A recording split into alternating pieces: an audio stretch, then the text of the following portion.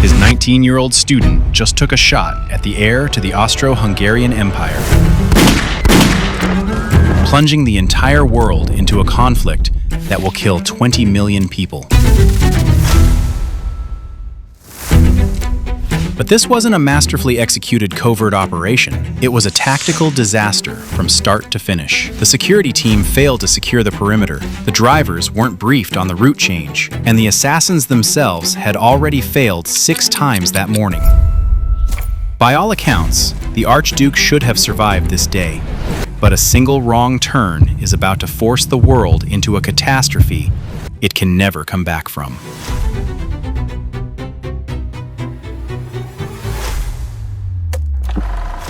Before we talk about the shot, we need to talk about why. Why was this particular man so threatening to them that death felt like a reasonable trade? At the turn of the 20th century, Europe looked powerful from the outside, but underneath, the pressure was building.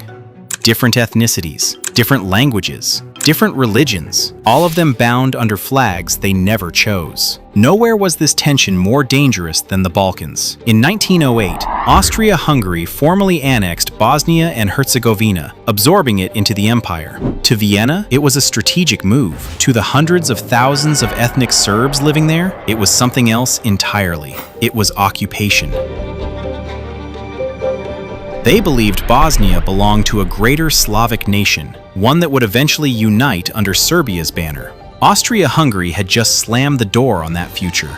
Anger spread. Then, it organized. Secret nationalist societies began forming across the region. The most powerful was a shadowy network operating in the shadows of the Serbian military and government, known simply as the Black Hand. Their mission? Remove Austrian influence from the Balkans by any means necessary. They had been waiting for the right moment, and then, in the summer of 1914, the right target came to them.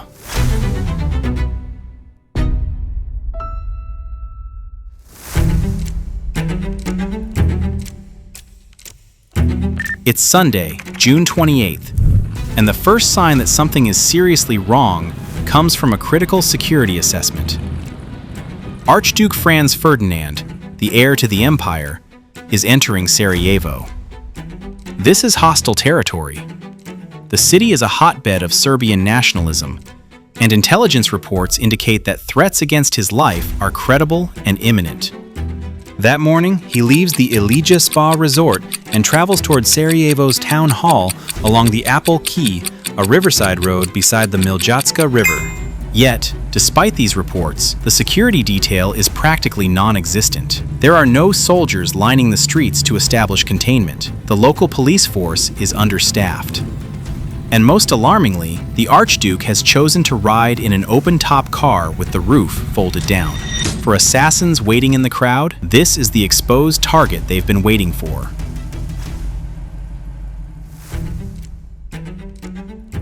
To understand how this operation collapses, we have to look at the operatives themselves.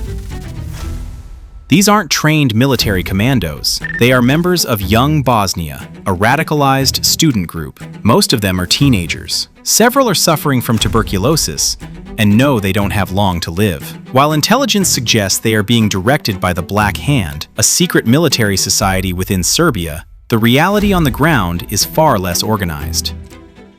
They've been equipped with 4 pistols, 6 small grenades, and cyanide pills to take immediately after the hit. Their instructions are simple: eliminate the target, then eliminate themselves to protect the network. But their training was rushed. Most of them have barely fired a gun before. They are fueled by ideology, not tactical discipline. Before we continue, a quick note. We are a small team of animators and storytellers dedicated to bringing history, engineering, and forgotten events to life through animation. Projects like this take hundreds of hours of research, modeling, animation, rendering, and editing. If you enjoy this kind of content, please consider subscribing. Your support helps us continue creating documentaries that would otherwise never be told. As the motorcade enters the city at 10 a.m., the first assassin, Mehmed Basic, is positioned near the bridge. He has a clear line of sight, but as the car approaches, he freezes. He later claims a policeman was standing too close, compromising his position. But the reality is, Under the immense pressure of the moment, he fails to engage. The target moves past him unharmed. The first layer of the ambush has failed. The motorcade continues down the Apel Quay along the Miljacka River. The second operative, Nedeljko Kabrinović, is waiting at the next post. Unlike the first man, Kabrinović commits. He identifies the Archduke's vehicle, primes his grenade, and throws it. But at highway speeds, there's no margin for error.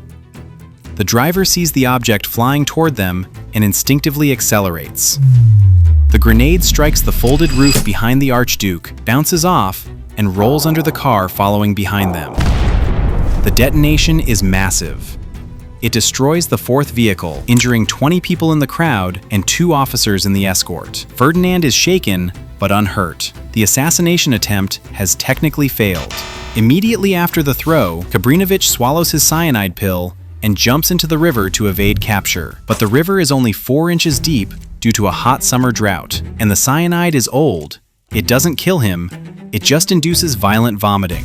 He is dragged out of the riverbed by the crowd and beaten before police take him into custody. As the remaining cars speed away to the town hall, the other assassins, including Gavrilo Princip, watch the motorcade vanish. They assume the plot is over. The element of surprise is gone, and the target is now on high alert.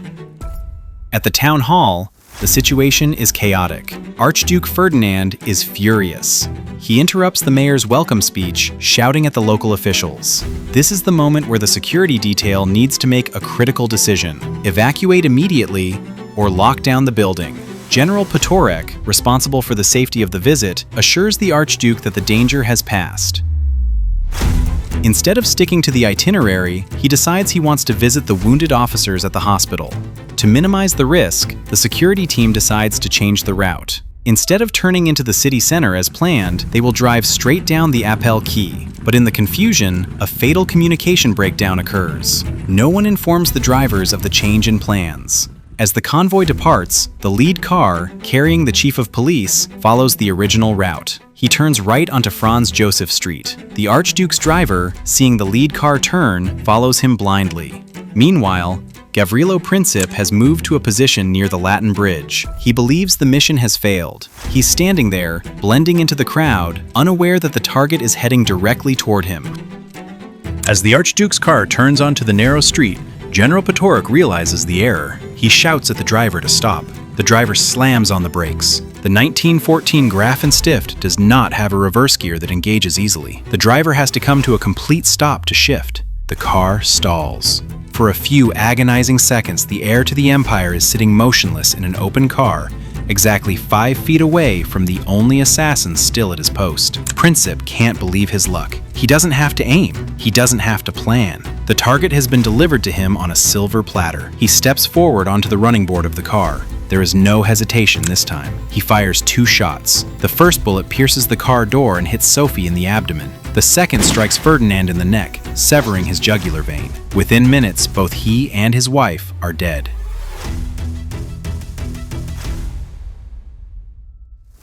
Within hours of the assassination, the machinery of empire began to move, and it moved fast. Austria-Hungary had been searching for a pretext to crush Serbian nationalism for years. This was it. But they did not act alone. On July 5th, just 1 week after the shooting, Kaiser Wilhelm II of Germany issued what historians now call the blank check, a private assurance to Austria-Hungary that Germany would back them fully, unconditionally, whatever action they chose to take. On July 28th, exactly 1 month to the day after the assassination, Austria-Hungary declared war on Serbia. The alliance system, built over decades of fragile diplomacy, now activated like a chain reaction no one could stop. Russia mobilized to defend Serbia. Germany declared war on Russia. France, bound by treaty, was pulled in. Germany invaded Belgium to reach France, and that single move brought Britain into the war. In 37 days, a regional assassination had become a continental catastrophe. 2 shots fired on a Sarajevo street corner had started a countdown no government knew how to stop.